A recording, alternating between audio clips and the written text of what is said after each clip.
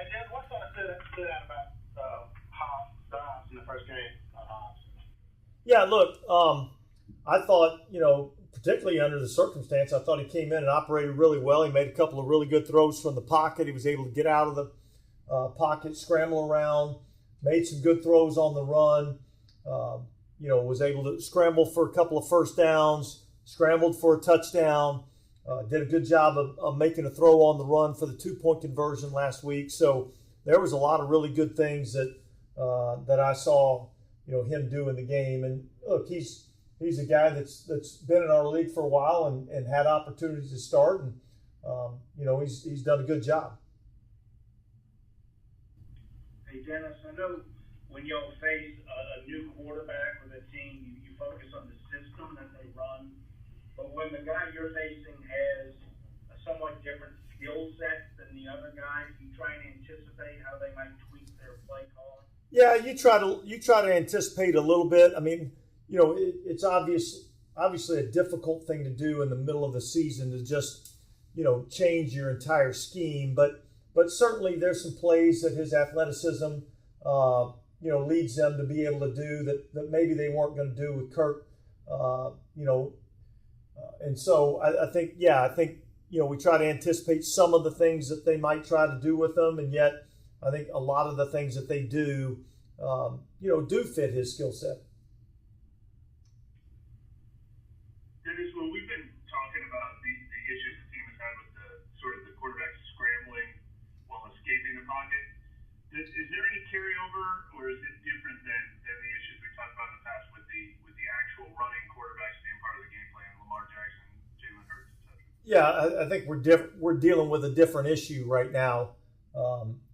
This is more about rush integrity, rush lanes, making sure we're not giving the quarterback easy escape lanes. Look, certainly, those things happen in our league, particularly when you're playing, an athletic quarterback. But yeah, there's certain things that we've got to do a better job of, knowing that this is a player that really can hurt you with his legs if you're not careful, and yet, if you just let him stand back there in the pocket all day long, it can hurt you with his arm too. So it's kind of a double-edged sword, but certainly we've got to be better in that area. And then why do you think the explosive runs just haven't quite been there for y'all very often this year? Yeah, look, I think there's a kind of a lot that goes into that.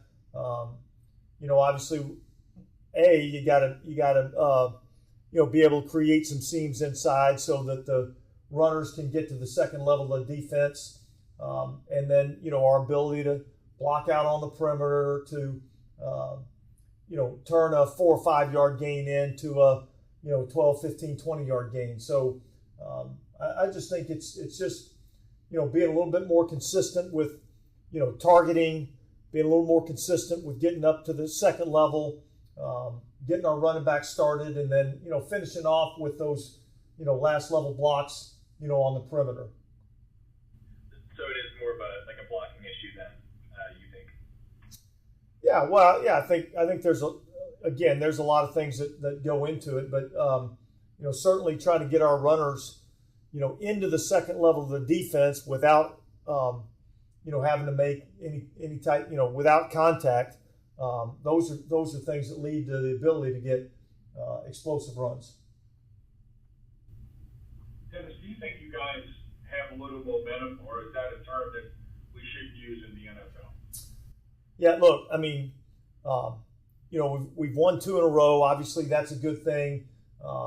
This week is a different week and a different opponent. I think really that's really honestly for you guys to determine, Ed, whether you guys feel that way or not. It's really our focus is getting ready for the Minnesota Vikings and trying to put the best plan together that we can and go out and execute to the best of our ability.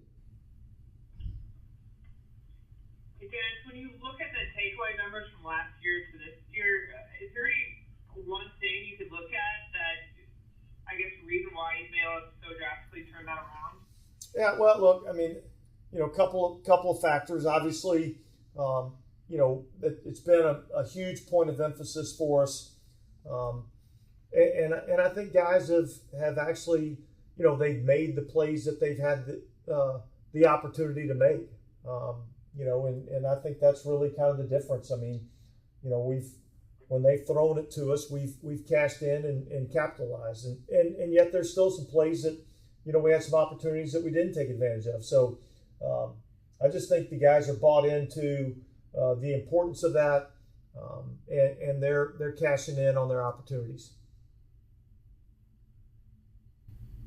Looks like the practice window for kind of Prentice might have started. What do you think from him health-wise? Yeah, well, look, this is the first day back out there today, so he's been out for 4 weeks. So first day out there, we'll kind of monitor that as the week goes on. But look, it's good to have him back out there. Thank you. All right, guys, thanks.